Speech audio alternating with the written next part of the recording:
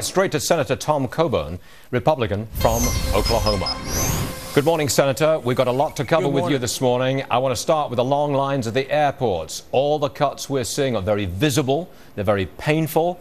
Democrats apparently in revolt about this. They want to make sure that cuts are spread around. I believe you're saying get on with it. We don't have to suffer like this. No, and it's all contrived, Stuart. Matter of fact, if you look at the president's 2013 budget, his total numbers for FAA are less than what the FAA is after Sequester. It's unbelievable. This is a game where those for big government, which has grown 89% over the last 10 years, resist any and all efforts to us live within our means and do more with less. And so what they've decided to do, matter of fact, we got email from a whistleblower yesterday that management is trying to force all air traffic controllers to take their sequester the same day to essentially shut down air service in this country.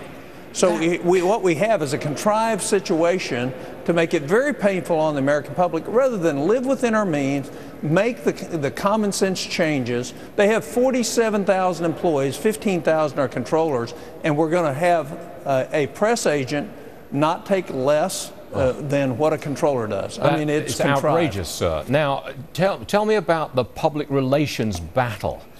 The president got out there and said the sky is going to fall. He's inflicting pain. Who is the public blaming? I don't know. I don't put my finger up to the wind, but I know stupidity and really crass cronyism when I see it. And the fact is this is having real impacts on people's lives when it doesn't need to.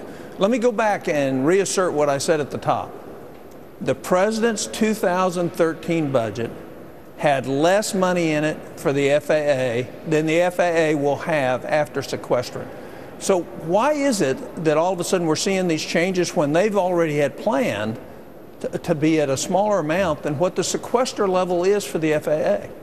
May I move on to another subject? Because, Senator, sure. I couldn't believe it when I read that the Boston bombing suspects had been on welfare as well as their parents.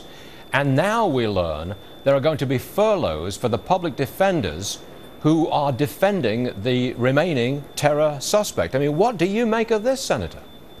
I think it's the same political gamesmanship that has been contrived. I mean, ask yourself this question. Every American family has, over the last 3 to 4 to 5 years, figured out how to do more with less. Every American business has learned how to do that. The federal government can't do that. We can't learn. We can't put what's most important, what's second, and what's least important. What we're showing is our incompetence or our downright disdain for the American public to think that we can fool them in the fact that we can't cut 4% of our budget after growing at 89% over the last 10 years. But, Senator, I and a lot of our viewers never thought we would see the day when budget cuts would affect a terror bombing investigation and defense. I never thought I'd see that day, sir. Never. It's a cynical game, Stuart, and it's a whole campaign to say we can't cut the federal government. Okay. And the federal government can be cut. Can I move on to one last one, sir? Senator Harry Reid, yesterday, he says the sequester is costing us a cure for cancer. I know you're a doctor. What do you have to say about this? I say it's part of the same game. Look, the last place we should cut is NIH. The last place we should cut is chemotherapeutic drugs for cancer patients. The last thing, but that just shows you the fact that they are resistant to make a priority. And the president has said he will veto a bill that gives him flexibility to move money around. Why is that? Why would you not want to help those people who need it? We're not going to delay our cure for cancer. We're making great strides. The NIH is doing great. We actually need to fund more there.